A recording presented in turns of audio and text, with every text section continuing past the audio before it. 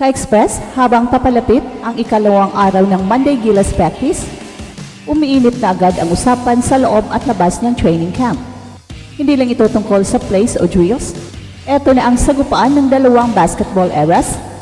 At sa isang panig si Justin Brownlee, ang bayani ng Asian Games, muling babalik sa court matapos ang matagal na injury layoff. At sa kabilang panig naman, dalawang batang tigre na sabik manguna sina Kevin Kembao at Carl Tamayo. Magkaiba ang tanong para sa bawat isa.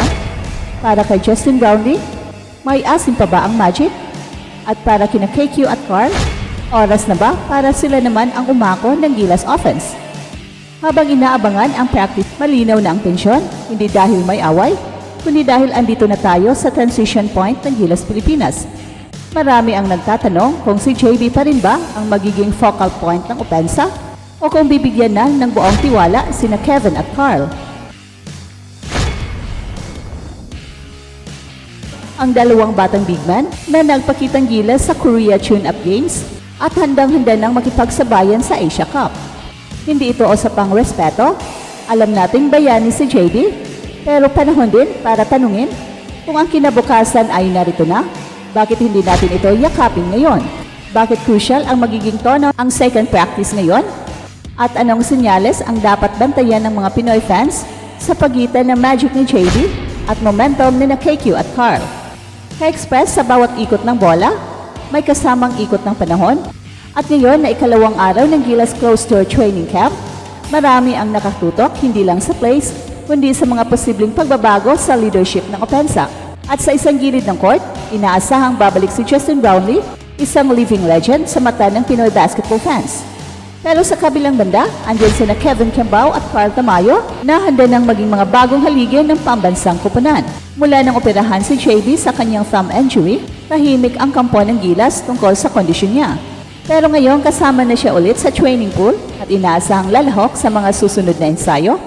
Ang tanong ng lahat, kaya pa ba ng magic ni JB na iangat ang Gilas kontra sa mga higanting kalaban sa Asia Cup? Well, hindi may kakaila ang kanyang contribution sa Asian Games gold run, clutch threes, veteran poise at kalmadong leadership. Pero Ka-Express, ilang buwan na rin ang lumipas at sa basketball, mabilis ang agos. Habang nagpapagaling si JB, umaangat naman sina KQ at Carl. Sa kanilang performance sa Korea Tune-Up Games, ipinakita nila na hindi lang sila future, handa na sila ngayon.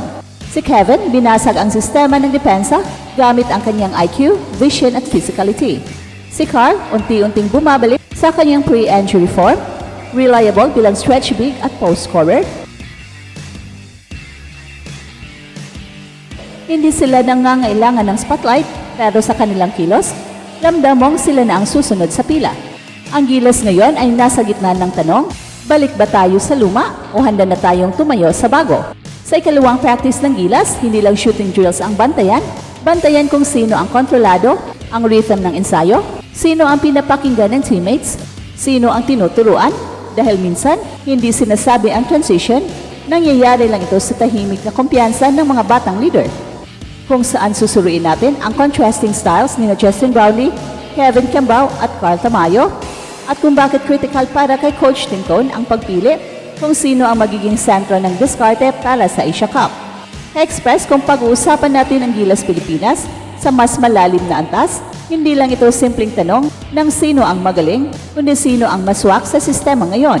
Para kay Coach Tim, ang second practice ay hindi lang conditioning drill o playbook review, ito ay laboratorio ng direction ng team. Si Justin Brownlee ay tested, alam natin ang kanyang kalidad, steady scorer, playmaker under pressure, clutch gene activated. Pero gaya ng sinabi ng mga analyst, si JB ay isang deliberate creator. Gusto niya ang bola sa kamay, hinahanap ang tamang timing bago umatake, at sa triangle o motion-heavy offense, bagay na bagay siya. Pero kung tempo ang pag-uusapan, kung bilis at spacing, transition reads at early offense flow ang patayan, baka kailangan ng bagong initiators. At dito papasok sina Kevin Kembao at Carl Tamayo. Si KQ, sa bawat galaw niya sa Korea, ipinakita na hindi lang siya scorer, isa siyang basketball conductor. Sa elbow, high post, o short roll situations, marunong siyang magbasa ng help defense, mag-drop pass sa cutter, at mag-step back kung kailangan. Hindi niya kailangan ng high usage rate para makaapekto. At sa international play, yan ang gold. Efficiency without ego. Si Carl Tamayo naman, sa kabila ng tahimik na profile niya, unti-unting bumabalik ang dating killer instinct. Stretch 4 kung tawagin, may 3-point range, may solid jab step game, at may experience sa Japan B-League at ngayon ay nasa Korean Basketball League. Kung si Justin Brownlee ang go-to, si Carl naman ang can do it all quietly. Isang peraso ng puzzle na pwedeng ipasok sa kahit anong lineup at hindi kailangang baguhin ang flow. At ang tanong para sa Gilas coaching staff ngayon, kailangan pa ba natin ng focal point na laging may bola sa kamay? O mas bagay na ngayon ang team-oriented, multiple option system kung saan ang bola ay dumadaloy at kahit sinong may advantage sa mismatch, siya ang obra. Hindi ito usapang respeto, kahit sina KQ at Carl, siguradong tinitingala pa rin si JB, pero sa bilis ng takbo ng international game, ang pangangailangan ng adaptability, baka mas bagay na ang fluidity over familiarity.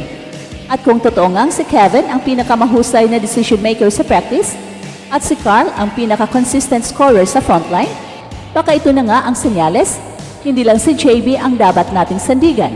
At tatalakayin natin ang psychological impact ng leadership transition at kung papaano gagamitin ni Coach Tim ang chemistry, experience at momentum upang itakda ang bagong mukha ng Gilas Pilipinas.